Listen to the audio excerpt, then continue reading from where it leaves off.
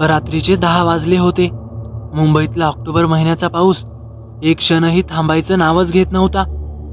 रस्त्यावर पाण्याचे लोटकालोट वाहत होते।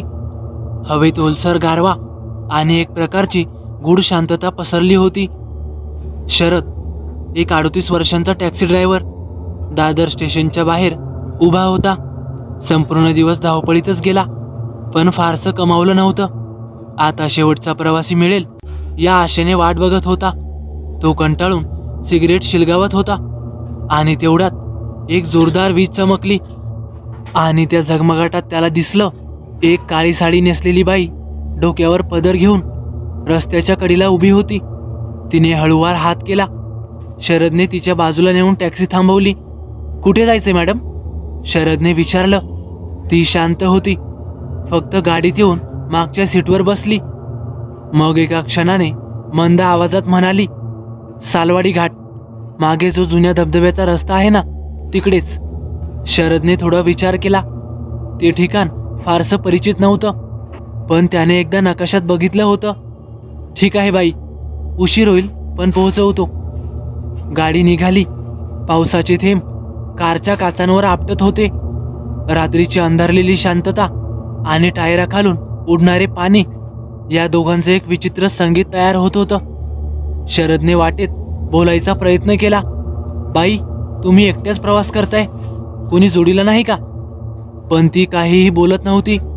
तिचं डोकं खिडकीकडे होतं आणि चेहरा अंधारात शांत व गूढ। हळूहळू गाडी शहराच्या सीमा पार करत होती। आजूबाजूचं जग जणू संपल्यासारखं वाटत होतं। फक्त झाडं, डोंगर, सर्वत्र पसरलेला अंधार आणि पावसाचा आवाज। शरदच्या लक्षात आलं की हवा आता अजीब बनत चाललीये आणि अचानक गाडीमध्ये एक विचित्र प्रकारचा वास दरवळायला लागला। कुजलेलं मांस, ओलं रक्त आणि काहीतरी सडलेलं। तो झटक्यात मागे वळून बघतो। मागे फक्त ती बाई बसलेली असते। तो पुन्हा सरळ बघतो आणि सहज त्याचं लक्ष आरशामध्ये जातं आणि त्याला धडकीच भरते। त्याच्या आरशात ती महिला दिसतच नव्हती। गाडीमध्ये ती होती, पण आरशात तिचं प्रतिबिंबच नव्हतं। त्याच्या अंगावर सरकन काटा आला। कोण आहात तुम्ही? त्याच्या तोंडातून शब्द निघाले। आता तिच्या अंगावरचे काळे वस्त्र ओले होऊन तिच्या चेहऱ्यावरून रक्त झरत होतं। शरदने स्पष्ट पाहिलं, तिचे डोळे रक्ताळलेले, चेहरा विद्रूप, तोंडातून काळं पाणी वाहत होतं आणि ती घोगऱ्या आवाजात म्हणाली, मी 5 वर्षांपूर्वी ह्याच रस्त्यावर मेली, अजून घरी पोहोचलेच नाही। शरद घाबरून गाडी थांबवतो, पण ब्रेक काम करत नाही। टॅक्सी आता घाटात घुसली होती।